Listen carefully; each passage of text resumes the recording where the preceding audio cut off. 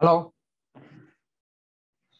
selamat pagi, siang, sore, atau malam kepada seluruh peserta mahasiswa-mahasiswi yang mengambil mata kuliah manajemen proyek di pertemuan ketiga dengan saya, khususnya untuk video part 3 kali ini.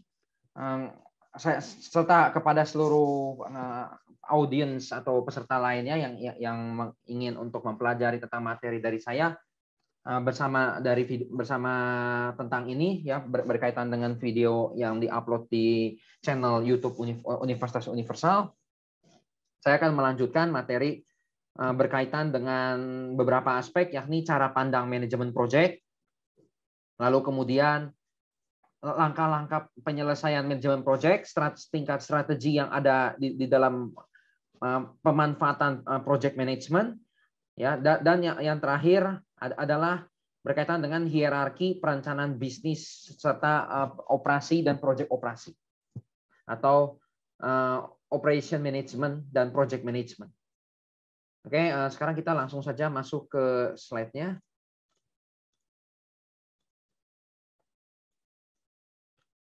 Nah, jadi ini merupakan lanjutan dari video part kedua yang kemarin sudah dijelaskan. Jadi seperti yang kalian ketahui di sini, secara umum ini adalah cara pandang manajemen proyek, di mana secara umum cara pandang manajemen proyek terdapat 3 buah cara pandang. Yang pertama adalah proses manajemen klasik.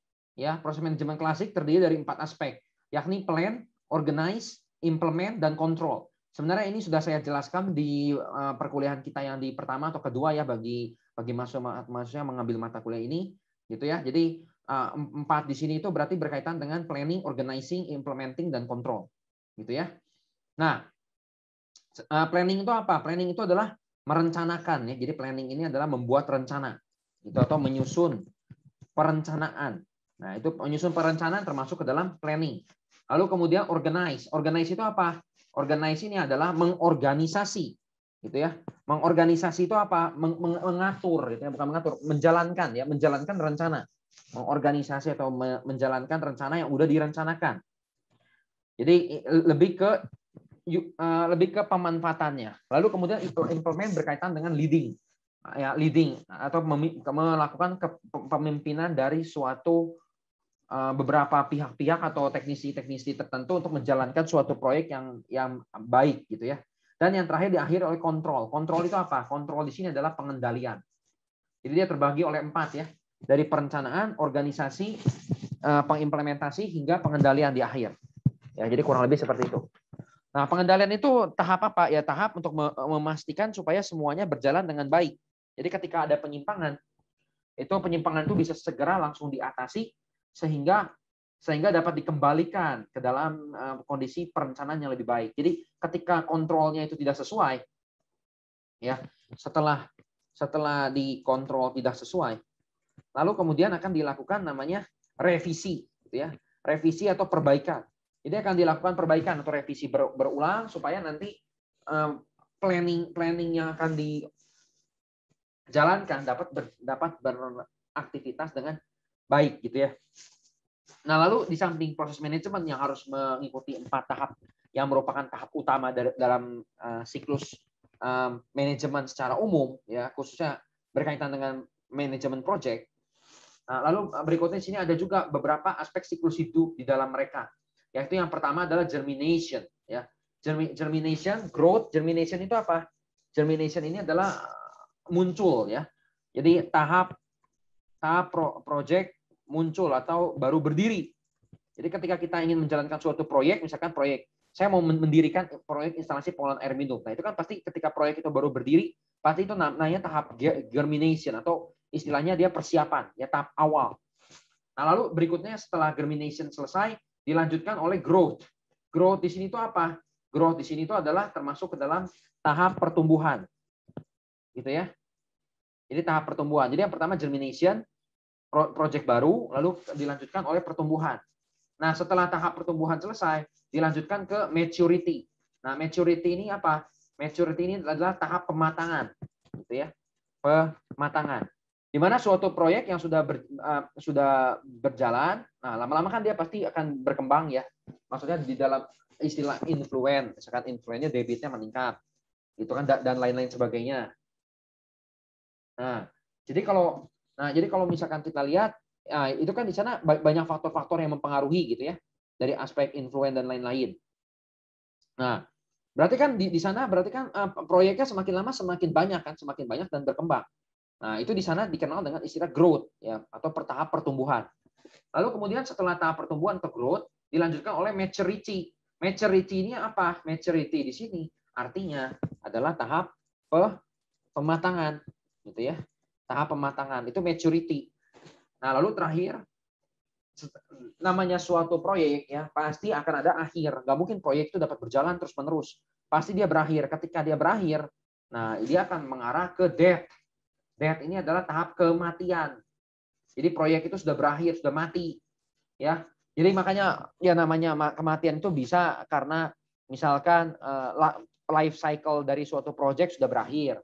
Ya, siklus hidup proyeknya sudah berakhir. Atau mungkin di sisi lain death itu mungkin terjadi karena misalkan mengalami kebangkrutan atau kerugian misalkan, atau sudah tidak ada influen lagi yang masuk misalkan karena mungkin pihak-pihak yang bekerja samanya turun dengan drastis dan sebagainya. Jadi faktor itu banyak. Jadi makanya di sini mempengaruhi aspek-aspek di sini dari germination, growth, maturity, dan terakhir death, kematian. Nah, lalu berikutnya kita masuk ke siklus pengambilan keputusan. Nah, siklus pengambilan keputusan menjelaskan memandang bahwa proyek sebagai masalah yang diselesaikan, gitu ya. Jadi siklus pengambilan keputusan itu menjelaskan bahwa proyek itu dilihat sebagai masalah yang diselesaikan dengan penyelesaian masalah atau berkaitan dengan pengambilan keputusan. Nah, itu adalah siklus pengambilan keputusan atau yang dikenal dengan istilah decision making. Ya, decision making practices.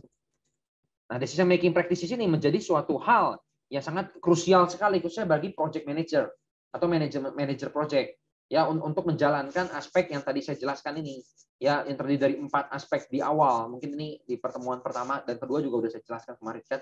Ada plan, perencanaan, mengorganisasi terhadap rencana, berusaha untuk menjalankan sesuai dengan rencananya. Jika misalkan ditemukan penyimpangan, realisasi dengan rencana yang ada di dalam suatu konstruksi atau suatu operasi tertentu dari tahap-tahap yang ada, lalu dilakukan implement itu berusaha mengimplementasikan kan, termasuk di sini diimplement di sini itu ya menjalankan sesuatu perbaikan ya, suatu perbaikan atau revisi. Nah, itu jadi perbaikan atau revisi itu termasuk ke dalam implementasi. Lalu setelah implementasinya selesai dilanjutkan ke kontrol. Nah, kontrol di sini adalah pengendalian gitu ya. Pengendalian lebih lanjut. Nah, jadi kalau kalian lihat di sini, nah dia tahapnya terbagi menjadi 4 gitu ya. Planning, organizing, implement, control. Nah, setelah dikendalikan dilihat berhasil nggak pengendaliannya? Ya nggak? Iya atau tidak gitu kan? Kalau iya berarti dijalankan. Tapi kalau misalkan tidak, ya pengendaliannya tidak berhasil. Berarti kalau pengendalian tidak berhasil, berarti kita memerlukan perencanaan tambahan. Misalkan dia tidak, berarti replanning gitu kan? Replanning dengan perkembangan yang lebih detail. Jadi supaya dia bisa berjalan, bikin siklus. Gitu ya. Jadi dia siklik, muter lagi ke sini kan. Nah, kurang lebih seperti itu. Jadi planning, organizing, implement, controlling. Dia muter aja terus. Nah, yang ditangani leading. Jadi lead itu di sini kemarin kan saya jelaskan POLC. Nah, kalau di sini dia POIC atau POAC. Ya, A di sini tuh dari kata actuating, ya, actuating, mengaktuasi, mengimplementasikan dengan jelas ya, dengan jelas dan mendasar, mengaktuasi suatu proyek. Gitu kan. Jadi kalau kita lihat di sini, berarti dia akan terbagi menjadi planning, organizing, implement dan control. Ya, planning, organizing, actuating dan kontrol. Nah, kalau misalkan kalian lihat di sini ya. Nah, di sini kontrol di sini itu akan melakukan pengecekan terhadap implementasi. Implementasi ini kan berarti di sini setelah ada perbaikan gitu kan. Setelah ada perbaikan. Nah, jadi ini kan organize belum ada perbaikan. Lalu dia diperbaiki. Nah, udah diperbaiki terus dia dikontrol gitu kan nih. Dilakukan pengendalian, pengontrolan. Nah, lalu setelah dia dikontrol, dilihat berhasil nggak gitu ya, berhasil atau tidak kontrolnya, ya berhasil atau tidak pengendaliannya. Nah, kalau misalkan tidak berhasil, ya berarti dia rencana lagi gitu kan, Nah, jadi nanti dia diputar terus. Itu adalah fungsi dasar dari suatu manajemen. Nah, lalu kalau ketika di dalam decision making practices sebagai salah satu kualifikasi yang mendasar di dalam manajemen project, di sini itu ada cara untuk memanfaatkan atau menyutilisasi suatu informasi untuk mengambil keputusan. Di mana tahapnya itu dimulai dari tahap identifikasi masalah dan diakhiri oleh monitoring. Jadi kalau di sini itu dijelaskan secara satu persatu mendetail ya, mendetail dijelaskan di sini pada poin di sini. Itu ya. Nah, sekarang saya akan jelaskan dulu ya. Tahap pertama adalah di dalam menjalankan good practices decision making. Nah, jadi good based decision making practices itu harus didasarkan oleh identifikasi masalah atau problem identification gitu ya. Nah, ini tuh apa? Ini tuh mencari hal yang perlu diperbaiki gitu ya. Perlu diperbaiki dalam suatu proyek. Jadi kalau kita ingin melakukan perbaikan, nah ini jadi kita berusaha untuk menjalankan identifikasi masalah tersebut. Nah, lalu berikutnya setelah identifikasi masalah yang selesai, dilanjutkan ke pemberian data. Ya, pemberian data. Nah, lalu setelah pemberian data, dilanjutkan ke penentuan masalah. Ya, penentuan masalah. Jadi identifikasi masalah, pemberian data, lalu masuk ke penentuan masalah. Nah, pemberian data di sini itu apa? Ya, pemberian data di situ berarti mencari ya, melakukan pencarian. Ya, pencarian referensi atau literatur sekunder. Ya. Jadi mencari pencarian referensi atau literatur sekunder yang mendukung masalah yang ada. Nah, itu. Jadi itu adalah pemberian data gitu ya. Nah, kan tadi kan kita udah dapat nih, misalkan ternyata masalahnya di sini, misalkan suatu unit A pengolahannya kurang bagus karena dia kekurangan satu teknologi unit proses tertentu. Nah, lalu setelah itu kita tambahin pemberian data. Nah, setelah kita udah melakukan pemberian data, dilanjutkan dengan menentukan masalah. Ternyata datanya udah ditemukan, misalkan unit ini kurang bagus efisiensinya. Kenapa? Karena ternyata masalahnya misalkan kesadahannya terlalu tinggi, misalkan gitu ya. Kesadahan air terlalu tinggi, gitu kan. Nah, lalu kita evaluasi solusinya. Nah, evaluasi solusi itu bagaimana? Misalkan dari masalah, ternyata kesadahan air terlalu tinggi ini termasuk ke dalam water hardness, gitu kan. Water hardness ya yang tinggi ya, baik temporary maupun absolute hardness gitu kan. Karena dia ada dua ya, temporary hardness, misalkan bikarbonat, carbonate ya, itu termasuk ke dalam temporary. Sedangkan kalau yang absolute hardness contohnya sulfat, SO42-, Cl- chloride gitu ya. Kemudian ion kalsium, ion magnesium itu termasuk ke dalam water hardness. Nah, ternyata dari masalah itu didapat dari data, kita coba melakukan penentuan masalah. Nah, kita lakukan lagi berikutnya evaluasi solusi. Nah, evaluasi solusi itu kayak gimana? Ya, kita mencoba untuk mengevaluasi gimana solusinya. Nah, solusinya berarti melakukan pelunakan, gitu kan, terhadap air. Ternyata kita harus melakukan pelunakan terhadap air. Misalkan yang kita lakukan water softening, ya, pelunakan air. Nah, lalu setelah kita lakukan pelunakan terhadap air, water softening, lalu kita pilih solusinya. Ternyata evaluasi solusi itu misalkan pelunakan terhadap air itu adalah salah satu bagian dari pemilihan solusi. Misalkan solusinya di sini ada banyak. Misalkan yang pertama, misalkan pengendapan. Misalkan, kira-kira bisa lah pakai pengendapan. Misalkan yang kedua, misalkan koagulasi. Terus misalkan yang ketiga, pemanasan. Misalkan. Terus yang keempat, misalkan pertukaran ion. Yang kelima, penyaringan. Misalkan, kita punya 5 nih. Ada 5 teknologi yang kira-kira bisa dipakai. Ini kan saya coba jelaskan di dalam konteks teknik lingkungan itu ya, untuk teknologi untuk melakukan pengolahan terhadap air gitu kan, air limbah. Ya, air limbah yang khususnya yang tadi saya bilang untuk kasus yang kesadahannya atau hardness-nya terlalu tinggi. Nah, dari 5 opsi ini, ternyata kita evaluasi. Kira-kira yang paling cocok mana? Pengendapan ya nggak mungkin bisa ngilangin kesadahan. Koagulasi juga nggak mungkin. Penyaringan juga tidak mungkin, karena penyaringan hanya bisa menyaring partikel yang ukurannya besar. Nah, kurang lebih kan seperti itu di dalam aplikasi bidang keteknikan lingkungan. Nah, sedangkan berarti kan cuma 2 opsinya, pemanasan dan pertukaran ion. Ternyata dari 2 opsi di sini, ya kalau diperhatikan lebih lanjut, ternyata kesadahannya misalkan kesadahan tetap.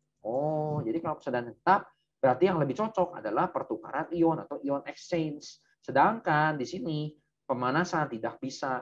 Berarti artinya di sini apa? Apa artinya? Artinya adalah jawabannya pertukaran ion. Ya, pertukaran ion atau ion exchange. Jadi ion exchange jawaban dari pemilihan solusi di tahap ke-5 yang tadi sudah saya bahas yang ini. Nih yang saya lingkari ini ya. Jadi kalau kalian lihat, oh ini ternyata tahap 5 itu ini yang udah dilingkari. Nah, itu ion exchange atau pertukaran ion. Gitu ya. Nah, lalu berikutnya setelah kita melakukan tahap ya. Setelah kita melakukan tahap lebih lanjut dari pemilihan solusi, kita masuk ke komunikasi, tahap komunikasi. Nah, berarti istilahnya misalkan di sini ya kondisi existing ya. Kalau misalkan kalian nih kondisi existing di lapangan. Oh, ternyata kondisi existing di lapangan misalkan yang digunakan pemanasan misalkan. Sedangkan pemanasan ini terbukti kurang efektif untuk menghilangkan fixed atau absolute hardness gitu. Dia lebih cocoknya ke temporary hardness. Jadi ketika di situ kan kita harus menimbang-nimbang ya, berarti kan ada dua ya, ada dua aspek di situ kan.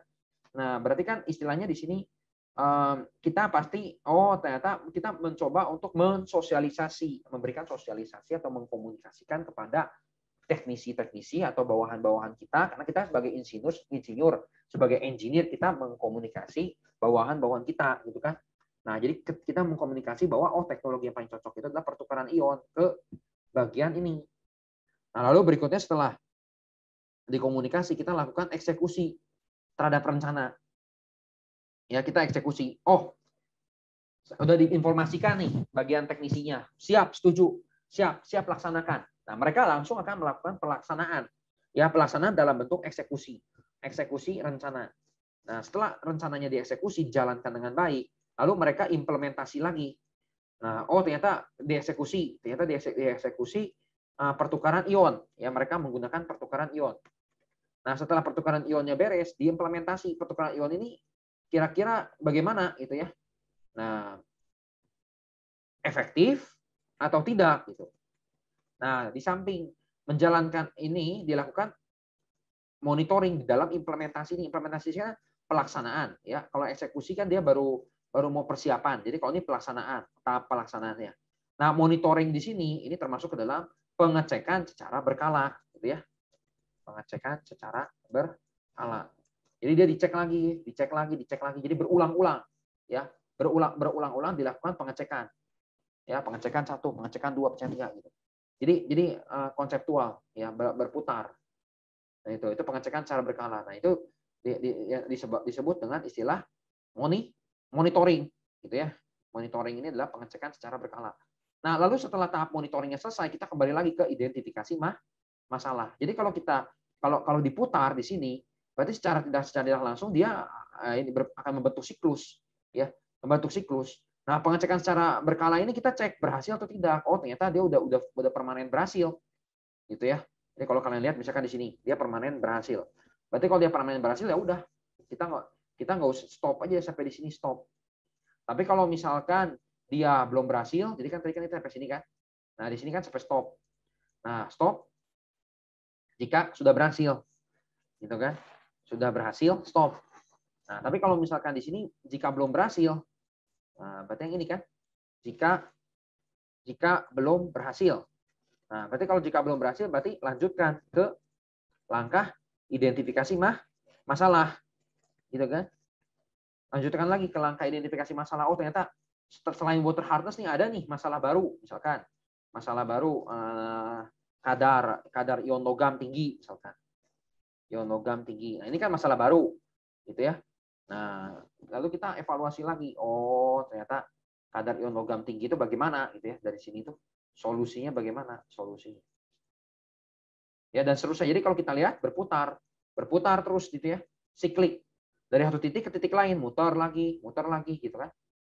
Nah, jadi kurang lebih seperti itu.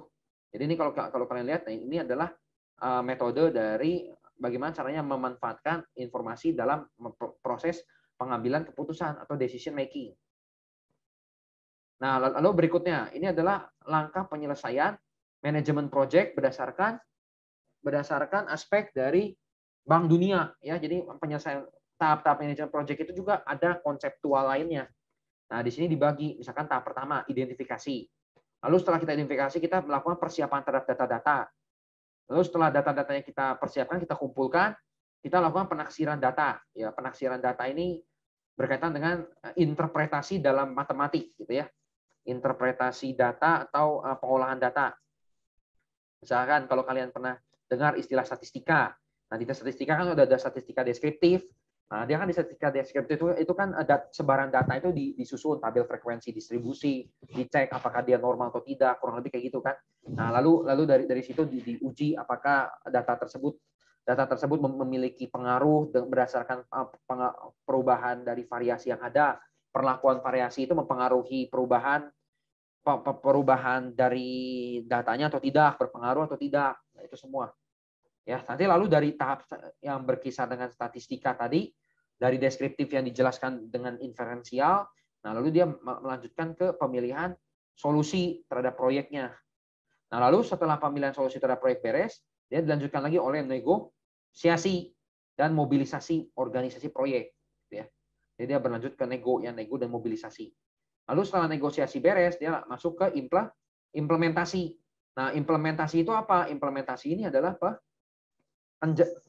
Penjalanan gitu ya, maksudnya menjalankan gitu kan, menjalankan sesuai aturan. Nah itu menjalankan sesuai aturan kan termasuk dalam implementasi kan, implementation making practices gitu ya.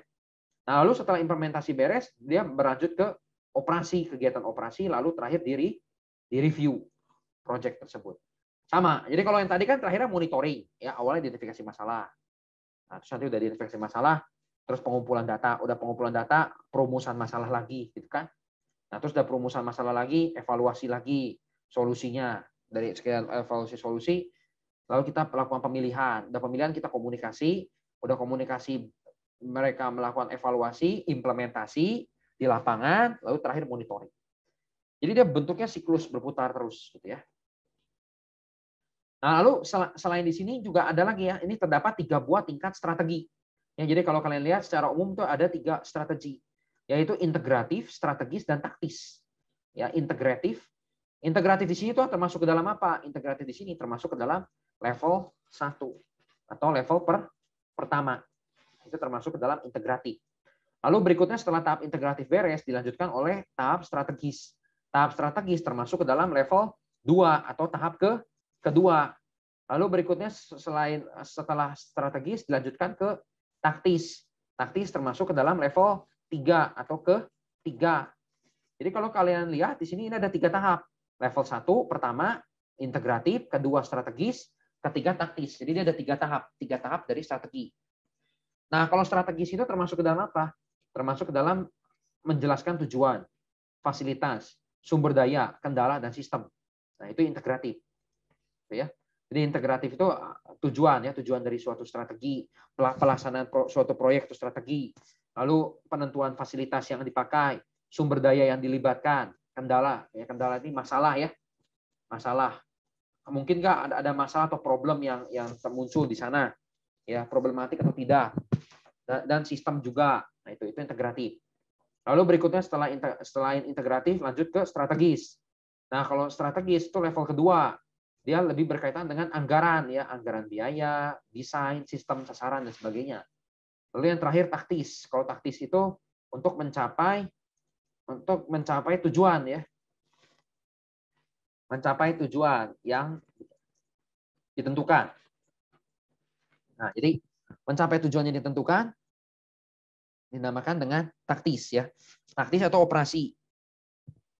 Nah, jadi kalau kalian lihat di sini ini ada 3 tahap gitu ya. Nah, 3 tahap ini berjalan secara berkesinambungan dari level 1 dulu, lalu setelah level 1 dijelaskan dengan baik, dijalankan dan dijelaskan dengan baik, lalu setelah itu berpindah ke level 2. Nah, level 2 setelah dijalankan, baru lanjut lagi ke level 3 yang terakhir. Jadi dia di sana itu ada 3 ya, ada 3 step. Ya, ada 3 buah step. Nah, lalu berikutnya adalah ini, tahapan dalam pengambilan keputusan. Ya. Nih. Jadi secara umum tahapan pengambilan keputusan terdiri dari 5 langkah. Ya, 5 langkah. Yang pertama, identifikasi dan menjelaskan masalah. Ya, ini kan yang tadi yang mengulang juga ya. Jadi teori manajemen ada 5 langkah. Lalu setelah itu kita memberikan beberapa alternatif solusi. Oh, solusinya alternatifnya ini. Nah, kita coba untuk mengevaluasi solusi tersebut. Kita ciptakan solusi. Lalu setelah itu melakukan tindakan, memilih tindakan berdasarkan strategi, menyesuaikan dengan masalah di lapangan. Ya. Nah, lalu setelah kita memilih tindakan yang dianjurkan, lalu kita melanjutkan ke implementasi keputusan. Ya. Implementasikan menjalankan sesuai yang ada keputusannya. Lalu kita terakhir evaluasi. Evaluasi lagi. Nah, jadi kalau kita lihat ini 5 tahap ini adalah tahap dasar dari teori manajemen, gitu ya. Kurang lebih seperti itu. Nah, penjelasan secara lebih detail, nah bisa dilihat di aspek hierarki ya. Jadi kalau kalian lihat, nih dapat lihat pada secara detail dari setiap 5 poin itu didasarkan oleh aspek ini ya, hierarki perencanaan bisnis berbasis proyek. Ya, jadi kalau kalian lihat hierarki perencanaan bisnis di sini dia terdiri dari 4 aspek, yakni misi. Nah, kalau misi ini kan tujuan ya. Jadi tujuan yang ingin dicapai dari suatu lembaga ya. Dicapai dari suatu lembaga tanpa standar waktu. Jadi dia nggak ada standar waktunya. Itu misi. Misalkan kayak universitas universal kan dia punya misi gitu kan ya. Visi misi. Nah, kayak gitu. Jadi misi itu misalkan menciptakan suatu lulusan yang tidak hanya memiliki kemampuan yang baik dalam bidang akademis dan kognitif, juga dalam aspek afektif serta psikomotorik yang baik, memiliki attitude yang baik berdasarkan nilai-nilai dan norma-norma dunia satu keluarga misalkan. Nah, kurang lebih itu jadi norma-norma dunia satu keluarga itu yang dibawakan oleh Universitas Universal itu adalah aspek dari misi yang dicapai. Serta misalkan Universitas Universal menjadi salah satu universitas yang terkemuka memiliki kualitas yang baik di dalam bidang pengajaran, penelitian maupun pengabdian, serta implementasi standar dari pendidikan, serta kualitas dari lulusan pada tahun 2045. Nah, itu jadi kalau misi itu dia tanpa standar waktu. Jadi kalau kalian lihat panjang sekali. Nah, itu misi. Nah, dia berbeda dengan tujuan. Nah, kalau tujuan ini dia untuk jangka panjang. Jadi kalau jangka panjang di sini itu 5 sampai 10 tahun. Gitu ya. Maksudnya dia ada waktunya gitu ya. Jadi kalau untuk tujuan di sini tuh ada rentangnya. Jadi ini penerapan dari 5 aspek dari manajemen proyek yang tadi, teori manajemen yang memenuhi standar yang dari identifikasi sampai evaluasi hasil.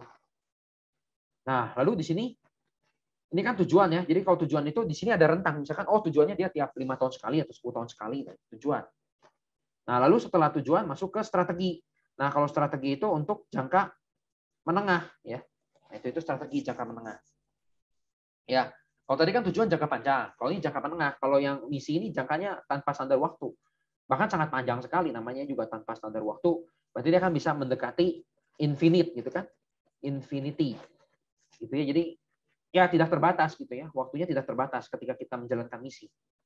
Nah, sedangkan strategi itu menengah ya, misalkan perencanaan operasi, strategi konstruksi dan lain-lain. Sedangkan kalau taktik ini di sini termasuk dalam jangka pendek. Ya. Termasuk dalam jangka pendek. Jadi jangka pendek di sini itu taktik gitu ya. Taktik. Nah, misalkan taktik itu apa? Ya, contohnya nih rencana individu untuk proyek dan operasi. Nah, itu taktik. Ya. Taktik itu kan pendek ya, dia bermainnya pendek jangkanya. Jadi kalau kalian perhatikan di sini, ini ada 4 ya, misi, tujuan, ya, strategi, dan taktik. Jadi ada 4 tahap di sini ya. Nah ini 4 tahap ini termasuk dalam hierarki ini perencanaan bisnis berbasis project. Ya, jadi di sini ada 4 ya. Ini jangka infinity, ini jangka panjang. Kita memasang atau merencanakan strategi jangka menengah. Taktik di sini termasuk dalam jangka pendek. Nah, ini adalah materi terakhir pada video pertemuan kita kali ini berkaitan dengan hierarki project dan operasi, structure product breakdown. Nah, secara umum kalau kalian lihat di sini terbagi dari 3 kategori ya. Kalau tadi kan berkaitan dengan hierarki berbasis proyek, perencanaan umum. Kalau ini yang lebih detail, khususnya di operating management ya. Operating management di sini terbagi menjadi 3 aspek, yakni operasi, proyek, dan pabrik korporasi. Nah, aspek di situ terbagi menjadi 3 tingkatan. Yakni tingkatan level 1 mission, level 2 strategis, level 3 tactical plan. Ini yang tadi mission, Strategi tactical plan. Jadi tujuannya nggak termasuk ya, purpose-nya nggak ada. Nah, jadi kalau yang di sini ini kan dihilang ya, dihilangin tujuannya, berarti tinggal 3. Nah, di sini kalau dilihat nih masing-masing level ada aplikasinya. Misalkan kalau di dalam ini project management ya. Ini kan di sini berarti manajemen proyek ya. Lalu yang berikutnya di sini sebelah kanannya yang ini manajemen operasi gitu ya. Operation management. Manajemen operasi. Nah, kalau kalian coba untuk membandingkan antara manajemen operasi dengan project management, ya poinnya di sebelah kiri dan di sebelah kanan, di sini ini secara umum kalau kalian perhatikan ada korelasi antara mereka. Jadi kalau project management berarti berkaitan dengan integratif, ya tujuan integratif. Kalau operasi berkaitan dengan objektif. Nah, kalau yang ini strateginya kalau manajemen proyek berkaitan dengan milestone. Milestone di sini itu apa? Milestone di sini itu adalah pencapaian, ya pencapaian tertulis. Jadi pencapaian tertulis itu milestone termasuk ke dalam strategi. Nah, lalu campaign. Nah, campaign itu apa? Strategi campaign. Nah, campaign di sini itu adalah kalau campaign itu lebih ke proses gitu kan. Jadi kalau milestone kan pencapaian tertulis dia satu arah kan, satu arah. Maksudnya dia udah nyampe sini. Nah, dia tertulis secara baku. Kalau strategi kalau campaign dia tidak. Kalau campaign dia hanya ke proses. Jadi dia ngelihat prosesnya. Kalau ini kan tujuan nih awal akhir. Kalau ini cuma prosesnya juga dilihat. Nah, sedangkan kalau project dia activities, tactical activities sama dengan operation, technical activities. Berarti perbedaannya hanya di strategi serta di mission ya. Kalau missionnya dia lebih ke tujuan. Kalau ini tujuannya tujuan mendetil kalau proyek, tujuan mendetil misalkan tujuan mendetil untuk mencapai pengolahan A, B, jadi dia dinamik. Jadi kalau proyek di sini itu bersifat dinamis. Nah, sedangkan kalau kalian lihat di operasi dia bersifat statis. Jadi yang di sini bersifat statis. Matok gitu ya. Jadi bersifat statis pada periode tertentu. Jadi misalkan setelah 1 tahun, nah tujuan 1 tahun, annual objektif setahun. Kalau ini purpose-nya bersifat dinamis setelah berapa lama. Nah, kurang lebih kayak gitu. Jadi kalau kalian perhatikan di sini, berarti sini ada 2, ada aspek project-nya, ada aspek operation-nya. Nah, khusus bagi mahasiswa yang mengambil mata kuliah saya, yang nonton lihat ya via video di sini, saya menginginkan untuk absensinya adalah mengirimkan kata ke saya via WA, yakni manajemen operasi gitu ya. Manajemen operasi paling lambat 1 minggu setelah perkuliahan ini berjalan gitu ya. Nah, perkuliahannya kan tanggal 10 ya, berarti paling telat tanggal 17 September 2021 ya bagi mahasiswa yang mengambil perkuliahan ini. Nah, bagi publik yang ingin menonton perkuliahan saya ini bisa langsung di skip ya terkait ini. Oke, jadi ini sampai di sini ini adalah video ketiga ya, video part ketiga berkaitan dengan project management gitu ya. Lalu satu lagi pada part terakhir saya akan menjelaskan lebih lanjut mengenai rangkuman ya, rangkuman dari aplikasi project management yang didasarkan oleh yang tadi sudah dijelaskan pada 3 video sebelumnya hingga hierarki gitu ya. Serta klasifikasi antara proyek kecil dan proyek besar. Sekian dari saya. Terima kasih.